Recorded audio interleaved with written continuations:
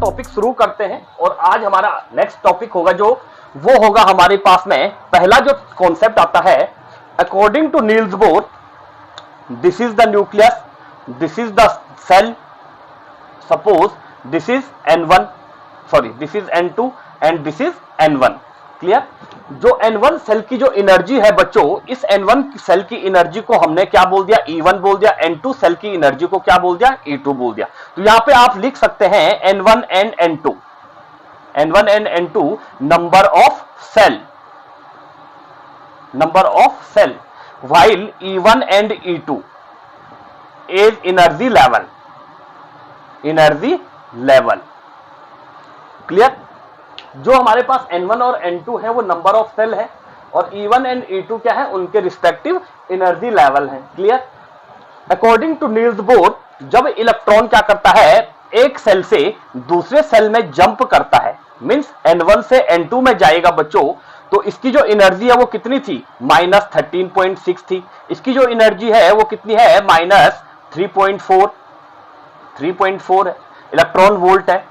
अब बच्चों क्या है कि जैसे इलेक्ट्रॉन E1 से E2 में जाएगा, या E2 से E3 में जाएगा, या E3 से E4 में जाता है, जैसे एक एनर्जी लेवल से दूसरे एनर्जी लेवल में जंप करता है, या लोअर एनर्जी लेवल से हायर एनर्जी लेवल में जंप करता है बच्चों इलेक्ट्रॉन, तो वो क्या करता है, कुछ एनर्जी को एब्जॉर्ब करता है। हम यहाँ पे स्टेटमेंट लिख सकते हैं कि when electron jump lower energy level to higher energy level, जब इलेक्ट्रॉन क्या करता है, लोअर एनर्जी लेवल से हायर एनर्जी लेवल में जंप करेगा, then electron absorb energy, then electron will absorb energy. Electron क्या करता है, एनर्जी को एब्जॉर्ब करता है। But after some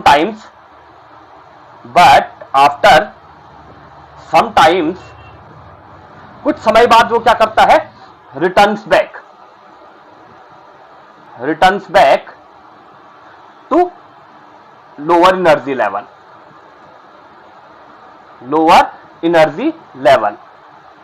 then electron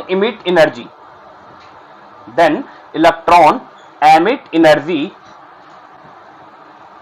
in the form of radiation,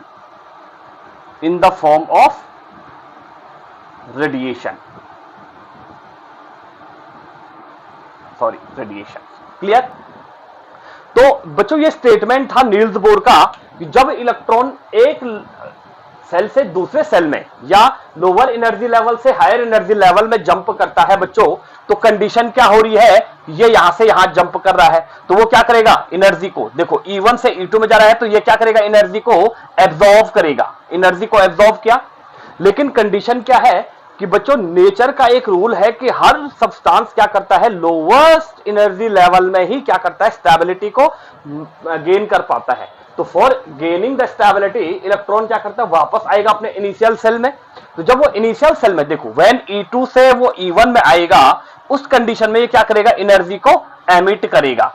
और जब एनर्जी को एमिट करेगा, उस केस में हमारे पास कंडीशन क्या हो जाएगी बच्चों, ये एनर्जी को एमिट करेगा in the form of radiation के टर्म्स में। ठीक है ना? रेडिएशन क्या है, ये कल के वीडियो में हो गया था, आज की बात कर रहे हैं, एमिट की बात कर रहे हैं रेडिएशन के लिए। तो ये रेडिएशन के फॉर्म में है, तो इस रेडिएशन को बोलते हैं बच्चों एमिशन स्पेक्ट्रम, बोलते हैं इसको। क्लियर? ये भी हमारी कल बात हो गई थी। एमिशन स्पेक्ट्रम क्या है, when electron jump higher energy level to lower energy level, then electron will emit the energy and the energy radiate in the form of radiation, and the radiation energy is known as a emission spectrum। उस radiation को हम क्या बोलते हैं, emission spectrum बोलते हैं। Clear? तो ये तो हमारे पास क्या हुई, एटॉमिक स्ट्रक्चर की स्पेक्ट्रम की बात हुई। अब बच्चों हमारे पास इस स्टेटमेंट को हम डायग्रामेटिकली या फॉर्मूला वाइज हम क्या करते हैं, इसको डिस्क्राइब करते हैं। तो इसका स्क्रीनशॉट ले लो जल्दी से। लेट अस कंसीडर द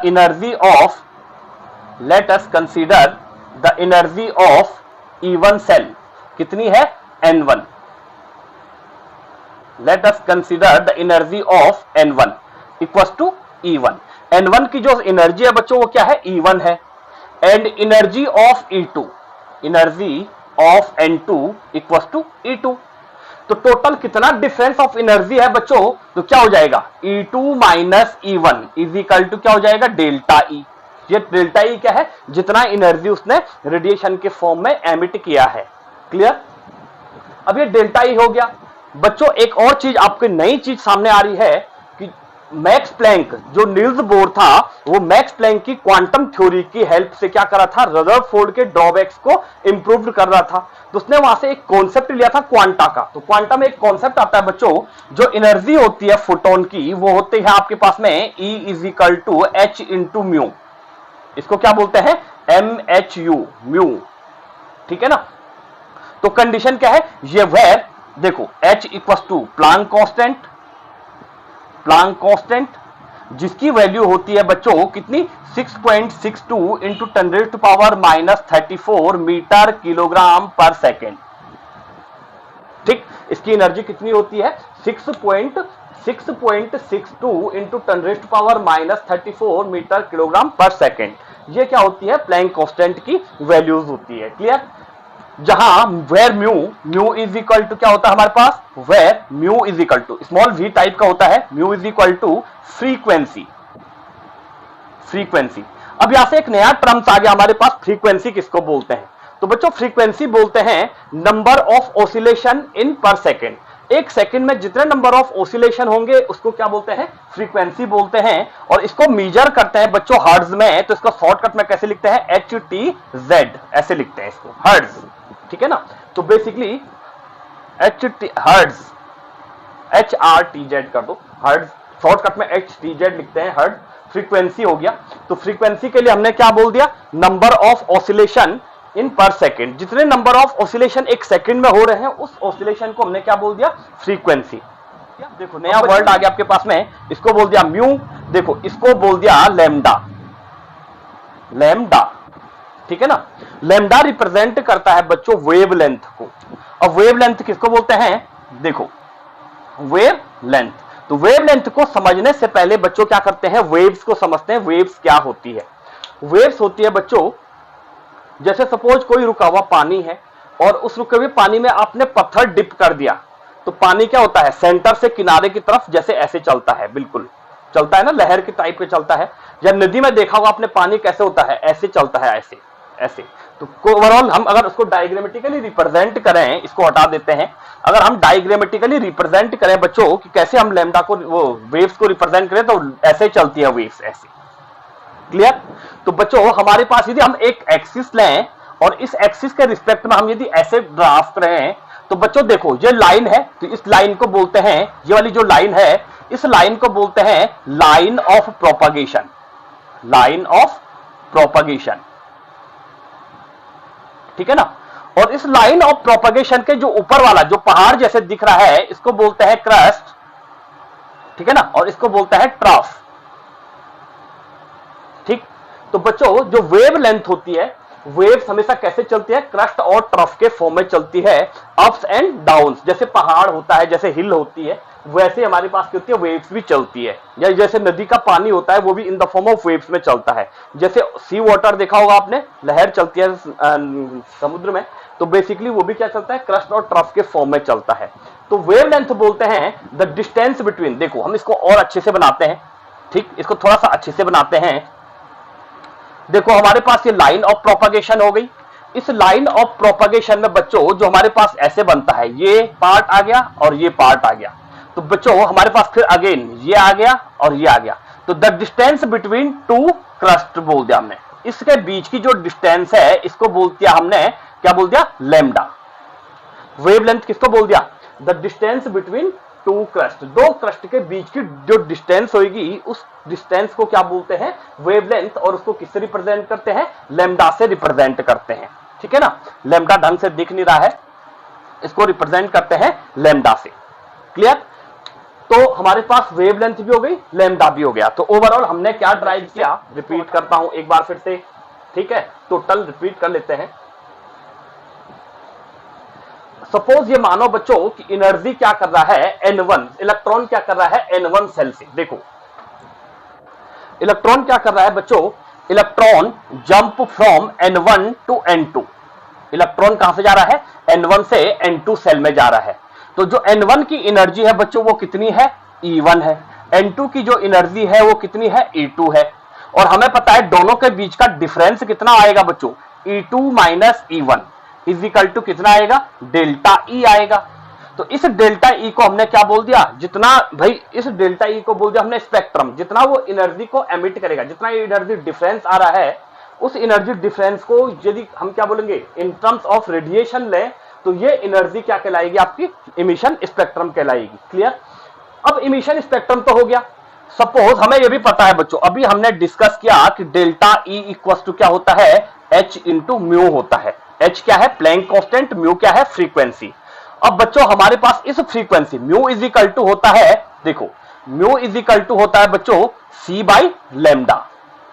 ये अब देखो C क्या है हमारे पास, यहां पे एक नया टर्म्स आ गया, where C is equal to velocity of light. Velocity of light, velocity of light कितनी होती है, 3.0 into 10⁸ metre per second. Clear. C की वैल्यू कितनी होती है, 3.0 into 10⁸ metre per second. This is the velocity of light. ठीक है ना। लैम्डा के बारे में हमने बोल दिया, lambda is equal to wavelength.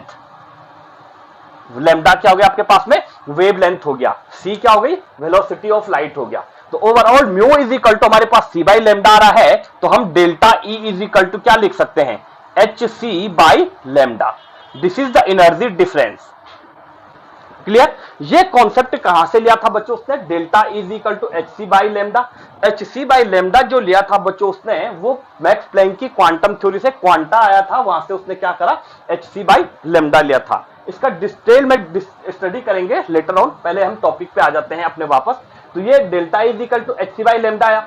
और बच्चों हमें पता भी है, देखो ये delta is equal to HC आया, हमें पता है भी किसी सेल की एनर्जी के लिए हमने एनर्जी कैलकुलेट करी थी, तो किसी सेल की एनर्जी कितनी होती है, टोटल एनर्जी। तो हमें पता है किसी सेल की जो टोटल एनर्जी E1 की निकाल रहे हम, तो E1 के लिए हमने एनर्जी डेरिवेट करी थी -13.6, देखो Z square divided by N1 square, क्योंकि हम N1 के लिए एनर्जी कैलकुलेट कर रहे हैं तो E1 आएगा, तो Z square upon N1 square आ जाएगा एक एनर्जी लेवल के लिए। दूसरे जो E2 के लिए एनर्जी लेवल आएगा बच्चों, वो भी कितना आएगा, -13.6 divided by multiplied by Z square divided by N2 square. ये हमारे पास क्या आया, दूसरे सेल के लिए आया। तो जो ये हमने E2 माइनस E1 किया is equal to delta E, कितना आ रहा है ये, हम क्या करेंगे, हमें पता है बच्चों delta E is equal to क्या रहा है हमारे पास, E2 माइनस E1 आ रहा है। E2 की एनर्जी कितनी है बच्चों, -13.6 into Z square divided by N1 square. फिर माइनस है, E1 की एनर्जी कितनी है, -13.6 into Z square divided by N1 square. ठीक है ना। अब इसमें डिफरेंस क्या है, इसमें डिफरेंस यहाँ N1 है बच्चों, यहाँ सॉरी यहाँ N2 आएगा और यहाँ क्या आएगा, N1 आएगा। इसमें ये N2 और N1 क्या है, नंबर ऑफ सेल हैं। ये पहले सेल की एनर्जी की बात है, ये दूसरे सेल की टोटल एनर्जी की बात है, N1 और N2। अब इसमें देखो जो delta E is equal to आ रहा है वो क्या आया, HC बाई लैम्डा। तो डेल्टा E की वैल्यू यहां पुट करो तो यहाँ पे क्या आएगा हमारे पास, HC by lambda equal to minus ये आ गया हमारे पास में। क्लियर। इसको आगे डेरिवेट करते हैं, इसको हटा रहा हूं मैं, ये हमारे पास आगे आ गया, इसको भी हटा रहा हूं मैं और इसको भी हटा रहा हूं। ठीक। तो कंडीशन क्या हो गई बच्चों हमारे पास में, अब जो हमारे पास में स्टेटमेंट आ गया कि भाई H देखो हमारे पास क्या आया, HC by lambda equal to क्या है हमारे पास में, -13.6 into Z square divided by N2 square minus, अब देखो ये माइनस है ये प्लस है, तो दोनों को खोलेंगे तो क्या आएगा, प्लस हो जाएगा। प्लस हो जाएगा तो क्या आ जाएगा, 13.6 into Z square divided by N1 square आ जाएगा हमारे पास। ये टोटल किसके इक्वल आया, HC by lambda. HC by lambda क्यों आया था, क्योंकि हम जानते हैं बच्चों delta E is equal to क्या होता है, H इंटू म्यू होता है, और म्यू इज इक्वल टू क्या होता है, C बाई लैम्डा होता है। C क्या है, वेलोसिटी ऑफ लाइट, लैम्डा क्या है, वेवलेंथ। अब हमारे पास क्या हो गया बच्चों, देखो हम टोटल डेल्टा ई की वैल्यू यहां से कैलकुलेट करते हैं। एच हमारे पास सेम है, mu is equal to C by lambda, तो C by lambda is equal to क्या हो जाएगा, एच सी बाई लेमडा। तो डेल्टा ई इसके इक्वल है और डेल्टा ई का जो डिफरेंस आया वो इतना आ रहा है हमारे पास में। क्लियर है? तो हमने क्या करा, इसको रीअरेंज किया। देखो प्लस वाला पहले लिख देते हैं, माइनस वाला बाद में लिखते हैं। तो इसको हमने क्या कर दिया, plus 13.6 into Z square divided by n1 square, minus वाला बाद में लिखते हैं, तो minus 13.6 into Z square divided by n2 square हो गया। अब देखो 13.6 जेड स्क्वायर, 13.6 जेड स्क्वायर, ये क्या है बच्चों, कॉमन आ रहा है दोनों में, तो हम कॉमन ले सकते हैं यहां से 13.6 देखो इंटू जेड स्क्वायर, ये कॉमन आ गया हमारे पास, सीधे सीधे इंटू लिखने की जरूरत नहीं है, जेड स्क्वायर कर दो। अब इसको ब्रैकेट में ले लो, क्या बचेगा यहां 1/n1 square minus 1/n2 square. Clear? ये किसके इक्वल आ रहा है टोटल, ये आ रहा है बच्चों एच सी बाई लेमडा के इक्वल। आई बात समझ में? मैं इस नीचे वाले को हटा रहा हूं, इसको हटा रहा हूं, ठीक है ना। अब हमारे पास क्या हो गया बच्चों, ये n1 क्या है, n1 नंबर ऑफ सेल है, n2 क्या है, नंबर ऑफ सेल है, ये 13.z स्क्वायर। अब क्या करते हैं बच्चों हम, ये hc आ रहा है, तो hc बाई लेमडा ये आ गया is equal to 13.6 z square 1/n1 square minus 1/n2 square, ये तो आ गया हमारे पास। यहां पे क्या कर दो बच्चों, इस साइड में hc से मल्टीप्लाई भी कर दो और hc से डिवाइड भी कर दो। देखो हम hc से मल्टीप्लाई और डिवाइड करेंगे बच्चों, तो दोनों एक ही चीज है, एक ही कंडीशन है, ठीक है ना। hc से hg कट जाएगा तो 1 आ जाएगा और 1 से मल्टीप्लाई करेंगे तो उतना ही रहेगा, कोई खास बात नहीं है। लेकिन इससे हमें क्या फायदा होगा, खास बात थी, हमने ऐसे क्यों करा, तो hc से क्या होगा बच्चों, इस hc से ये hc कट जाएगा, ठीक है ना। अब हमारे पास यहां से क्या बच जाएगा बच्चों, 1/λ इज इक्वल टू, देखो hc से hc कट गया तो यहां 1 बचा, 1/λ इज इक्वल टू हमारे पास क्या बचा 13.6 जेड स्क्वायर।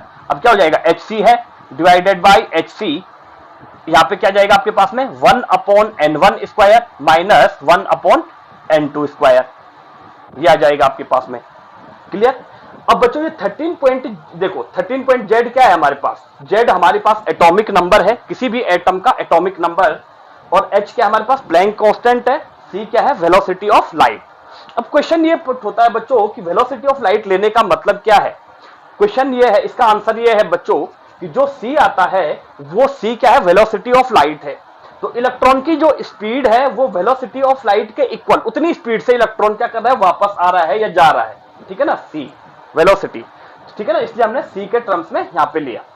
अब जो ये हमारे पास, यदि हम z की वैल्यू रखें, सपोज हम यहां पे आगे करते हैं इसको, यहां पे for hydrogen atom, for hydrogen atom, hydrogen atom के लिए क्या होता है, z इज इक्वल टू 1 हो गया और हमारे पास n1 इज इक्वल टू क्या हो गया, 1 हो गया, ठीक है ना। तो बच्चों n1 रहने दो, अभी केवल z इज इक्वल टू 1 करो, तो ठीक है ना। हमारे पास क्या हो जाएगा, देखो हमारे पास हो जाएगा 1/λ इक्वल टू हमारे पास क्या हो जाएगा 13.6 इंटू 1, जेड का स्क्वायर है इंटू 1 का स्क्वायर डिवाइडेड बाय h कितना है 6.62 इंटू 10⁻34 मल्टीप्लाइड बाय क्या हो जाएगा हमारे पास c, वेलोसिटी ऑफ लाइट कितनी है 3.0 इंटू 10⁸, यहां पे क्या आएगा बच्चों 1/n1 square minus 1/n2 square, उधर से ब्रैकेट क्लोज हो जाएगा। क्लियर? तो इसको थोड़ा सा इधर लिखते हैं, इसको थोड़ा सा सही लिखते हैं, जगह नहीं हो रही है। हमारे पास यहाँ पे क्या जाएगा, देखो हमारे पास 13 इसकी वैल्यू कितनी आएगी, h की value 6.62 into 10⁻34 multiplied by velocity of light 3.0 into 10⁸ आएगा। यहाँ पे क्या आएगा ब्रैकेट में 1/n1 square minus 1/n2 square, ये हमारे पास क्या जाएगा, ये आ जाएगा। बच्चों जब इसको कैलकुलेट करते हैं और मल्टीप्लाई करते हैं तो हमारे पास इसको कैलकुलेट मल्टीप्लाइड करने के बाद 1/λ इज इक्वल टू ये आता है आपके पास में 911 एंगस्ट्रॉम, ठीक है ना, 1/n1 square minus 1/n2 square. ये 911 जो है बच्चों एंगस्ट्रॉम आया, इस 911 को किससे रिप्रेजेंट करते हैं, आर से, किससे रिप्रेजेंट करते हैं, आर से रिप्रेजेंट करते हैं, where R is Rydberg constant, जहां आर क्या है हमारे पास में रिडबर्ग कांस्टेंट है। तो यहां पे लिख देते हैं कहीं पे, देखो यहां पे लिख देते हैं, दिख रहा है यहां पे आपको, नहीं दिख रहा है, तो यहां पे लिख देते हैं where R is equal to Rydberg constant, Rydberg constant. अब खैर इस आर की वैल्यू आपको याद रखने की जरूरत नहीं है, आप इसको क्या कर सकते हैं, ये कर सकते हैं। तो बच्चों 1/λ क्या आ गया, वेवलेंथ आ गई। अब 1/λ वेवलेंथ के टर्म्स में ये हमारे पास इक्वेशन आ गई है। तो खैर इससे आगे की बात हम तब करेंगे, पहले इसका स्क्रीनशॉट ले